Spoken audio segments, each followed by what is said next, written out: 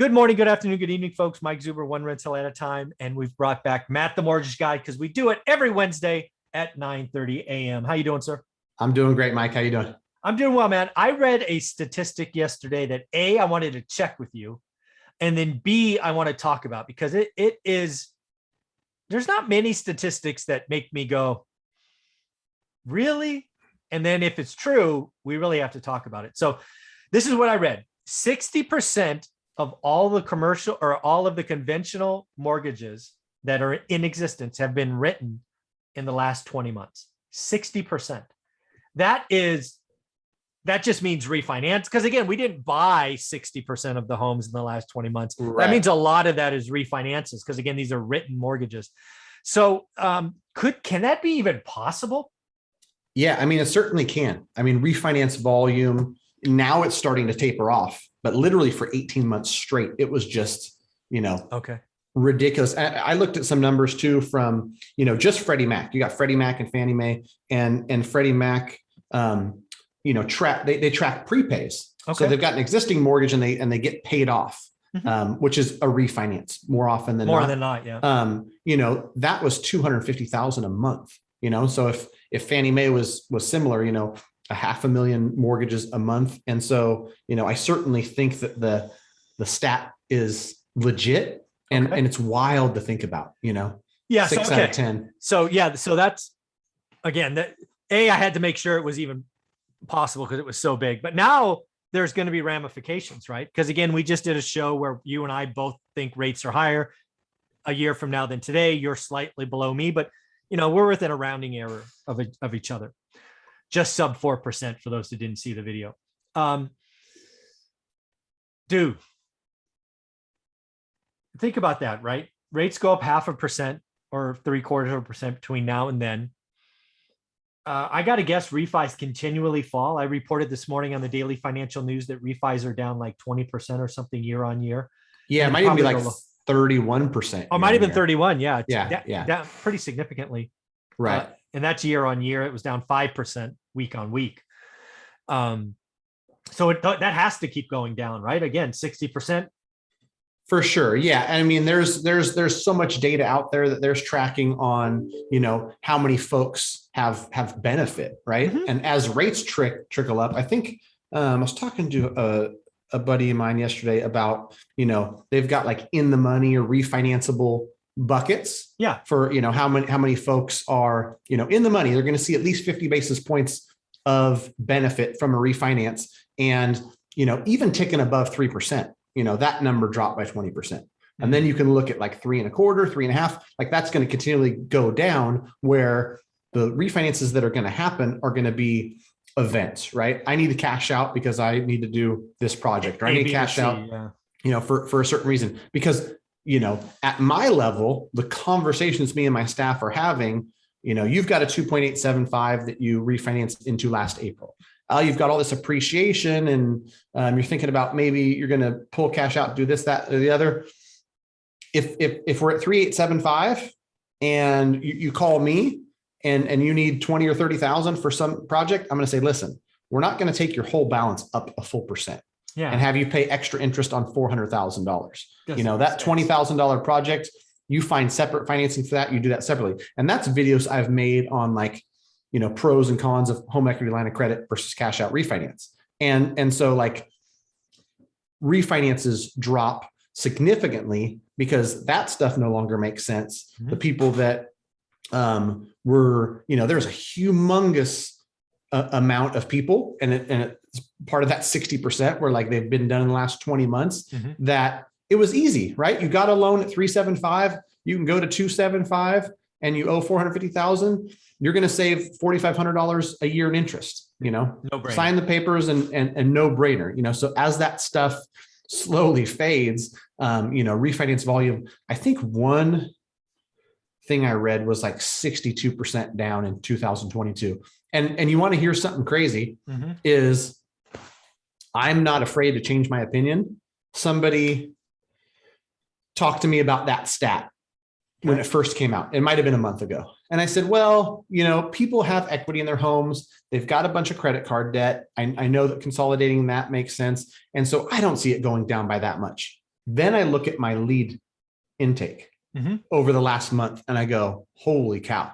Yeah. Like if I'm down 50% on the conversations I'm having about refi already, and rates have only gone up 3/8, when they go up another 3/8, it could be completely possible that 65% of these refinances just go away because, the right mortgage professional that truly has your best interest in mind, there has to be benefit, right? And there's, going to be significantly less benefit to no benefit for millions of people. Yeah. So we'll talk about that, the right mortgage broker, here in a minute, but there's one other thing that I have often thought about this, and I think it's about to come true. So as I've shown you many times, that 50-year spreadsheet that I've done, we've basically had 40 years of declining rates. I believe we are now into a rising rate environment. And what that is going to do, I believe, is that's going to lock people or freeze them in place. So historically speaking, you're a first-time home buyer, then you're a move-up buyer, then you're a luxury buyer, right? You kind of have 3 jumps. As income goes up, your wealth goes up, you move. Dude, if we have all these mortgages written in the last 60 months and rates go up a point, just picking a number, there are going to be people that are sticker shock because, again, right, you're in a 200K house, you want to go to a 400K house, or you're in a 100K house and you want to go to a 200K house. Not only do you have the price point, but you have a huge interest rate. You're getting slapped twice. Right. And the people that were able to benefit over the last 18 months, might have been sitting in a 3.75, got all this equity, like, oh, cool, I can put 200 down, I can buy a bigger house. And now that I'm at 2.75, my payment only goes up $160. So like you said, you're going to have a higher purchase price and a higher interest rate. It's not going to be the same. It's just going to be one of those things where people say, no, it doesn't make sense. Yeah. When people do the math, they're going to be really locked in place. And this is why I really want to stress the right mortgage broker. There are companies out there in this space who are salespeople first and advisors second. And I actually have a loan. I'm not going to name them, but I have a loan with one of these companies, and they've been blowing up my phone trying to get me to do a refi again, like after 14 or 15 months. And there's like a $7 benefit, and I got to prepay them, like 2 points or something. I'm like, you're clearly a salesperson, and you think I can't do math. So folks, if you're being sold hard on something, do the math. And it really frankly, dude, it really turns me off about the mortgage broker or the mortgage industry sometimes when there's salespeople preying on the naive. Yeah. I mean, I went as far as to try to record some of these calls. I've got multiple mortgages and I let those folks call me because I want to hear what they're saying. I want to hear what my clients are hearing from some of these companies. And, it only gets more and more aggressive as, there's a shrinking pie of, people that truly have benefit from a refinance, and these companies have humongous staff, but, they're going to send you a letter. It's going to have your mortgage company's name on top regarding that. In fine print, we're not them. We're just trying to make you think we are. And, it aggravates me, honestly. I could go off on a rant because, people don't understand. And I told somebody the other day, we were talking about, certain companies have a lot higher prepays than others because they're aggressively marketing people and they're trying to sell and they're trying to do transactions. Let's not fool ourselves. Mortgage companies get paid when they close mortgages. Yes. So the more they close, the more they make. There's certain, business models like mine where you take good care of people and, future business comes because people relationship for life. Yep. Right. But it's super aggravating because I know, like the conversation you had, the worst part is they're trying to sell you and you're, unsellable because you understand how to do math. But I'll talk to a client who brings me multiple quotes and says, well, this company said they could get me the 2.5. This company said that they're showing me 2 quotes. One might be a deal that makes sense. Not a lot of cost baked in, a higher rate. The other one makes no sense in the world. It's $43 a month less, and there's an extra $8,500 built in. So it's like a 200 month, like this one is going to take 200 months to catch up to the benefit of this one. The one with the lower rate, your average consumer goes, yeah, 2.5. That sounds nice. They don't know any better. And, the data that is, even more shocking is like when you look at the pools of mortgages that refinance more often, it's people with lower credit scores and, maybe less financial literacy where they're, being, I see that, like, preyed upon, right? Like I've had no less than a couple dozen people come my way that were literally like halfway through a mortgage that didn't make any sense. And I remember one clearly where I'm talking to a super nice lady who's, a buddy of mine's mom, and his dad is, health isn't so good. So she's taking care of the finances and never has. It's always been dad's, but dad's health is bad. Me and my staff were crying on the phone because she's like, I'm so sorry. I'm just confused. I don't understand. And I said, listen, your best move is not to touch this mortgage. You've already got a 3.5%, 2.75 sounds good, but to bake in 11,000 in costs for that rate doesn't make any sense. My advice to you is to not sign this mortgage. That person, without somebody saying, hey, mom, call Matt, refinances that loan. Every time. Right. And that is what's happening. That's why prepay rates are humongous. Of these 60% of the loans that were written in the last 20 months, there's probably a couple million that shouldn't have been written. Yeah. Right. Oh, I guarantee you. Yeah, folks, do me a favor. If you are a One Rental at a Time follower and viewer of this channel, you need to reach out to Matt, the mortgage guy. And how do you want them to do that again? Greatmortgagebroker.com. Get in contact with us. I've also had people too, no matter where you're at, no matter what you're doing, if you want me to review something, I'm happy to. That's exactly where I'm going. Yep. Yeah. And I enjoy doing that because it really doesn't take a lot of time. It takes 30 seconds and I'll tell my staff, if you don't know the answer, run it by me. Yeah, it makes sense. Looks good. Because sometimes people will be like, oh man, this doesn't seem right. And I look at it and I go, you got a 680 score. You're doing a cash out up to 80%. Yeah. Paying a point for this rate. It's about right. Yeah. It makes sense. Yeah. Sometimes it is. Yeah. Yeah. And then, it's just, it's tough because it's always presented differently. You've got to remember that you've got salespeople trying to sell you. And so let me just be really clear on that front. I think it's about to get super aggressive and nasty and cutthroat.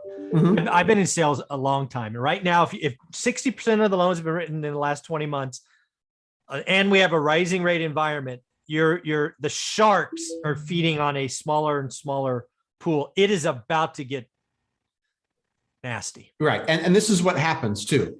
We run your credit when we start a loan for you, and the credit agencies sell that data that says, Mike Zuber just ran his credit for a mortgage. You get 12 calls in the first 3 hours. It drives people bananas. And I say, there's some opt-out things you can do online, but sometimes it's unavoidable. It's not us. Trust me. I'm not selling your data, having crappy mortgage companies try to call and sell you on a worse loan. It's not a very good business. Not a good business model. Right. But you're right. It's super aggressive. And there's folks out there that are just, not trying to do right by people. They're trying to meet a quota. They're trying to pay their BMW car payment, their Mercedes car payments, man. This is, watch Boiler Room. Watch it. It is about to get nasty.